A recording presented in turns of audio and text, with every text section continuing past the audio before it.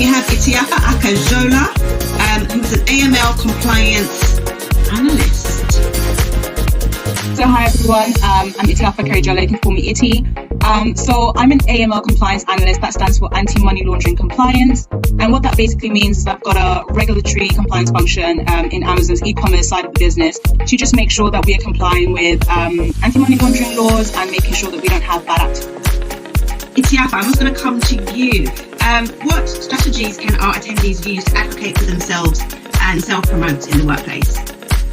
All right, thanks Vanessa for that question. I'm really glad to be here, and I'm really glad to be asking this particular question because I feel like it actually relates to a lot of us in the audience.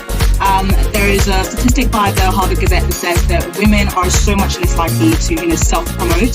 So if you compare, men on average out of 100, they might rate themselves, their performance to be at 61. Meanwhile, women are rating ourselves, at 46. So there is actually a problem there, and I'm sure we all want to know how to do this, right? Before I go into that, let me just do a quick interaction exercise just for about 10 seconds. I'm going to use an example from pop culture. I want you to think about and write in the answer in the chat box for me. When you think about twerking, now don't mind my example. When you think about twerking, who made twerking famous? Put your answers in the chat and let's see what you think. Who made twerking famous? Well, okay. So there might be a delay with the stream. Okay.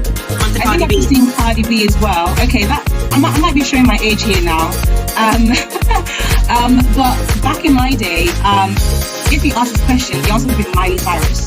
The reason why I use that example is just, to prove that it's not necessarily about who did it first and who's doing it well.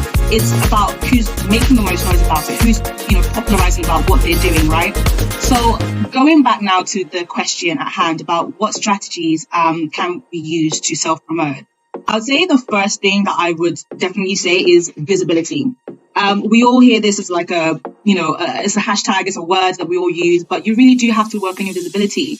And one of the easiest ways you can do that is by starting within your team, by, speaking up at meetings, attending the meetings, speaking up at the meetings, so your voice is there, so you're recognized as a part of the team.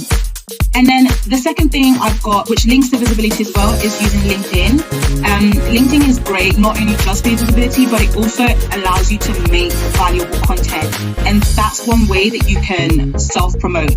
When people think about self-promoting, they think about bragging. It's all about talking about yourself and how great you are and da-da-da-da-da. But that's not necessarily the case. One of the other ways you can self-promote is by showing how much of an expert you are in your industry, in your field. And you can do that by writing about it. Another way that I think you can self-promote is, of course, being authentic. So, your authenticity is really, really unique to you, and that is something that helps you to be able to connect with other people who might be interested in the same things as you, and it would help you to eventually lead on to self-promotion. The last thing I wanted to talk about as well was being proud of your achievements. Now, this is the first step actually to self-promotion, because before you can even promote yourself, you've got to know what you're proud of, what you've achieved, to be able to talk about that to other people. And one of the ways you can do that is by using a brag sheet. It could be a sheet like an Excel document or a Word document. Just write your achievements as you're going along. Don't leave it till the last minute when you're looking for promotion. As you're having your wins, write them down somewhere. And wherever you're writing them down, also make sure your manager has that visibility. So you need to make sure you're recording your own personal wins. And when you're having a conversation with your manager as well and with your team, don't be scared to bring it up. Don't be scared to bring it up. You've really got to be proud of your own achievements so that you can talk about it. It's not bragging. It will be you showing the value that you have to other people. That means your manager, senior stakeholders, and other people on your network. That's it. Yeah, definitely. There's so many gems.